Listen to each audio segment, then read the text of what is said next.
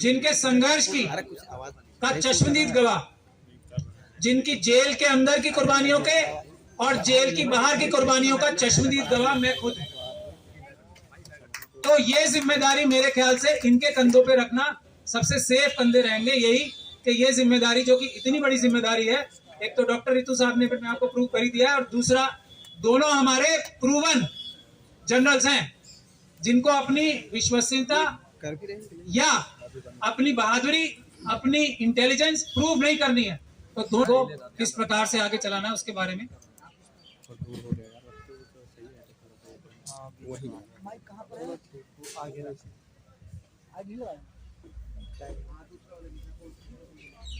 जय भारत, जय संविधान, जय भीम। सम्मानित हमारे सुप्रीम कोर्ट के अधिवक्ता महमूद प्राजा जी और सम्मानित हमारे दिल्ली यूनिवर्सिटी के प्रोफेसर डॉक्टर रतन लाल जी, सम्मानित मीडिया बंधुओं, आप जानते हैं कि आज 126 दिन हो गए हैं जिस प्रोटेस्ट को हमारी बहन प्रोफेसर डॉक्टर रितु सिंह चला रही है, और इस यूनिवर्सिटी के जो आलाधिकारी हैं, फैकल्टी है, उनका रवैया एक देश की बेटी के प्रति कितना घृणित करने वाला है ये आप सभी लोग जानते हैं। हम लोगों ने ये तय किया था कि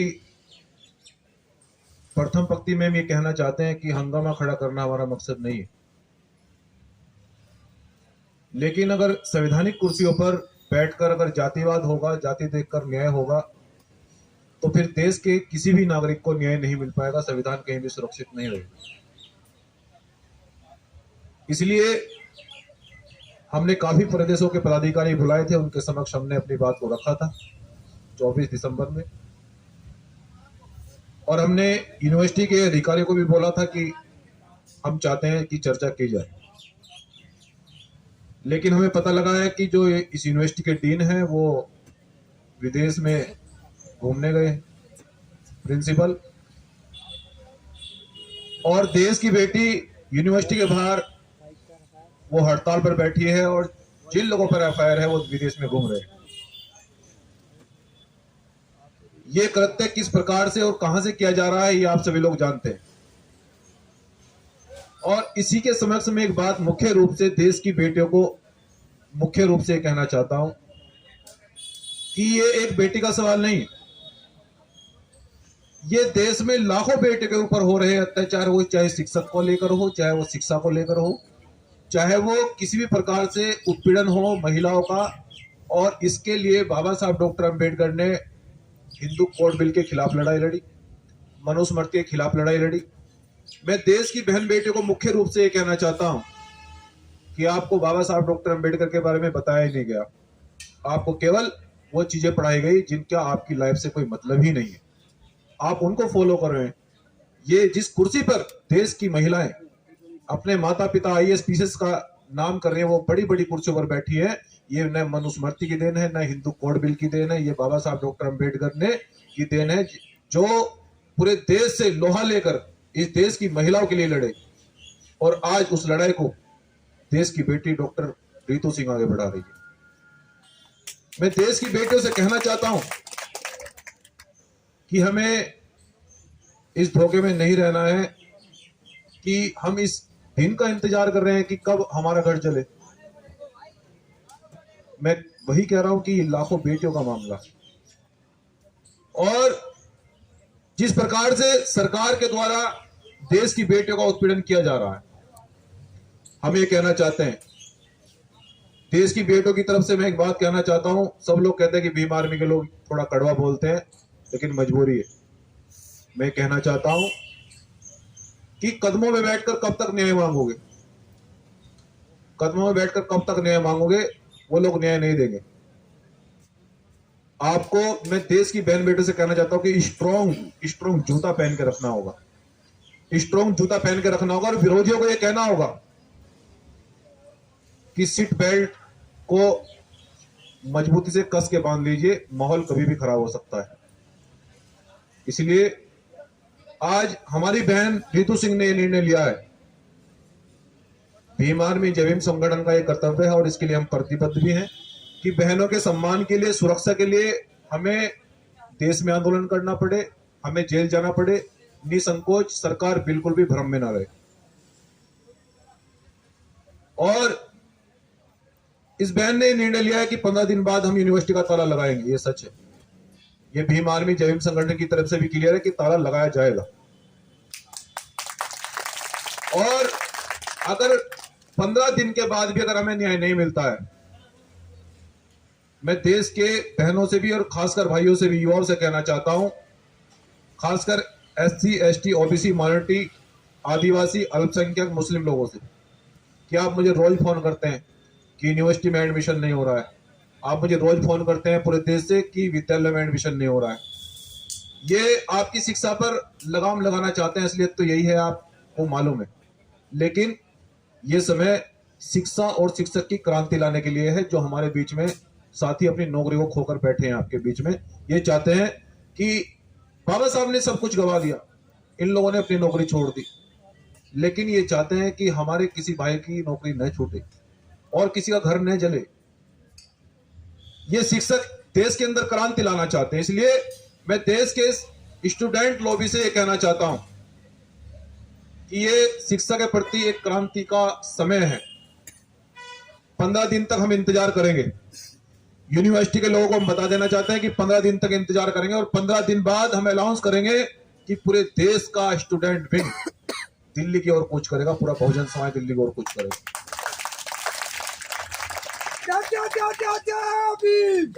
और इस दौरान मैं एक घोषणा और करता हूं कि देश की जितनी भी यूनिवर्सिटियां हैं, जिनमें SC ST OBC माइनॉरिटी, अल्पसंख्यक बच्चों का एडमिशन नहीं हो पाता है, लेकिन संविधान में क्या लॉ है? संविधान में तो आरक्षण 0 बैलेंस पर एडमिशन होना होता है। और ये लिखा है संविधान में कि यूनिवर्सिटी कॉलेज को तभी परमिशन दी जाएगी जब आप SC ST के बच्चे को 0 बैलेंस पर एडमिशन देंगे। लेकिन आज हो क्या रहा है? मैं देश के युवाओं से कहना चाहता हूं, मुझे रोज फोन करते हैं, लेकिन ये अब लड़ाई लड़ने का वक्त आ गया है। हो क्या रहा है? एडमिशन नहीं हो पा रहा है, वो एडमिशन नहीं दे रहे हैं। इसलिए जितनी भी यूनिवर्सिटियां देश के अंदर हैं जहां 0 बैलेंस पर एडमिशन नहीं हो रहा है, उन यूनिवर्सिटी को हम चलने नहीं देंगे। वहां भी हमारे आंदोलन अब जारी होंगे पूरे देश के अंदर। उन यूनिवर्सिटी में आंदोलन करेगी हमारी बहन, जाएगी वहां पर, रितु सिंह, और हम सब लोग पहुंचेंगे। देश की सभी यूनिवर्सिटियों में SC ST OBC के आंदोलन छिड़ेंगे कि 0 बैलेंस पर जब संविधान में लिखा है तो एडमिशन मिलना चाहिए। हम फीस नहीं देंगे तो नहीं देंगे।